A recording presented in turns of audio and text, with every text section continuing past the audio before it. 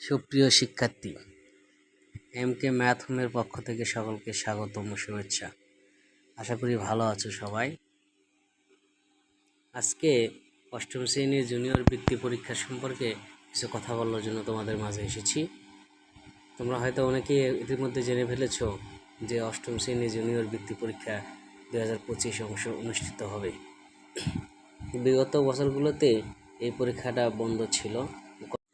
এই বছর থেকে আবার পরীক্ষাটা চালু করা হয়েছে। এই বৃত্তি পরীক্ষায় অংশগ্রহণের জন্য সরকার 2025 জুনিয়র বৃত্তি পরীক্ষা নীতিমালা নামে একটা নীতিমালা প্রণয়ন করেছে। আজকে সেই নীতিমালা সম্পর্কে তোমাদের একটু জানাবো। এই নীতিমালার আলোকে জুনিয়র বৃত্তি পরীক্ষা সংক্রান্ত যাবতীয় কার্যক্রম পরিচালিত হবে।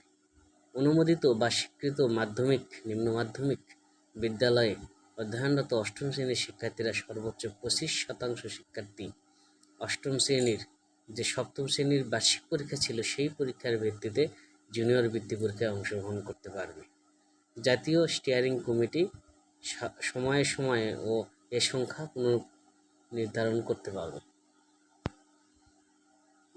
যদি কোনো শিক্ষার্থী কোনো প্রতিষ্ঠান হতে ছাড়পত্র গ্রহণের মাধ্যমে অপর কোনো বিদ্যালয়ে অষ্টম শ্রেণীতে ভর্তি হয়, তাহলে সে জুনিয়র বৃত্তি পরীক্ষায় অংশগ্রহণের অনুমতি দেওয়া যাবে। সেক্ষেত্রে শিক্ষার্থীর পূর্ববর্তী শিক্ষা প্রতিষ্ঠানের মেধাক্রম বিবেচনা করে তালিকায় নাম অন্তর্ভুক্ত করতে হবে। সংশ্লিষ্ট শিক্ষার্থী নয় এমন শিক্ষার্থী বৃত্তি পরীক্ষায় অংশগ্রহণ করতে পারবে না। যদি কোনো প্রকার এরকম কোনো অভিযোগ পাওয়া যায়, তাহলে সেই শিক্ষার্থীর প্রতি এবং সেই বিদ্যালয়ের প্রধান শিক্ষকের উপর জরুরি পদক্ষেপ গ্রহণ করা হবে। পরীক্ষার বিষয়, নম্বর, সময় ও সময়সূচি। এই বৃত্তি পরীক্ষায় 4টি বিষয়ের উপর পরীক্ষা অনুষ্ঠিত হবে। তার মধ্যে বাংলা, ইংরেজি, গণিত, বিজ্ঞান ও বাংলাদেশ ও বিশ্ব পরিচয়। বাংলা 100 মার্কের পরীক্ষা হবে, ইংরেজি 100, গণিত 100, বিজ্ঞান ও বাংলাদেশ বিশ্ব পরিচয় 50-50-100। প্রতিটি বিষয়ের পূর্ণমান হবে 100, মোট নাম্বার হবে 400 এবং প্রতিটি পরীক্ষার জন্য সময় থাকবে 3 ঘন্টা।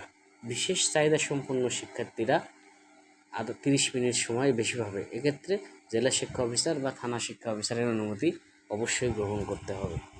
জাতীয় শিক্ষাক্রম ও পাঠ্যপুস্তক বোর্ড এনসিটিবি কর্তৃক প্রণীত অষ্টম শ্রেণীর পাঠ্যপুস্তকের ভিত্তিতে এবং অনুকূলে প্রশ্ন কাঠামো অনুসারে জুনিয়র বৃত্তি পরীক্ষা অনুষ্ঠিত হবে। শিক্ষার্থীদের সর্বোচ্চ নম্বরের ভিত্তিতে তাদের মেধা ও মেধাভিত্তিক বৃত্তি প্রদান করা হবে। সাধারণত বৃত্তি পরীক্ষায় 2 ধরনের বৃত্তি প্রদান করা হয়ে থাকে।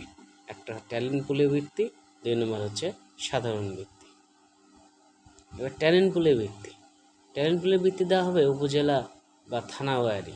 প্রতিটি উপজেলায় বা থানায় পূর্ব নির্ধারিত সংখ্যক ট্যালেন্ট পুল বৃত্তি কৃষি উপজেলা সর্বোচ্চ নম্বরধারী ছাত্র ছাত্রীদের মেধাক্রম অনুসারে সমান হারে বণ্টন করা হবে। জুনিয়র বৃত্তি পরীক্ষায় 400 টাকা বোর্ড ফি এবং 200 টাকা কেন্দ্র ফি প্রদান করতে হবে এবং এখান থেকেই পরীক্ষা ব্যবস্থাপনা ব্যয় ও পর্যবেক্ষকদের সম্মানী নির্বাহ করতে হবে। পরিশেষে এটুকুই বলতে চাই, যদি তোমরা আমার চ্যানেল থেকে কোনো হেল্প অথবা কোনো সাহায্য, কোনো সহযোগিতা পেয়ে থাকো, অবশ্যই আমার চ্যানেলটিকে সাবস্ক্রাইব করবে এবং আমার পাশে থাকবে। ধন্যবাদ সবাইকে।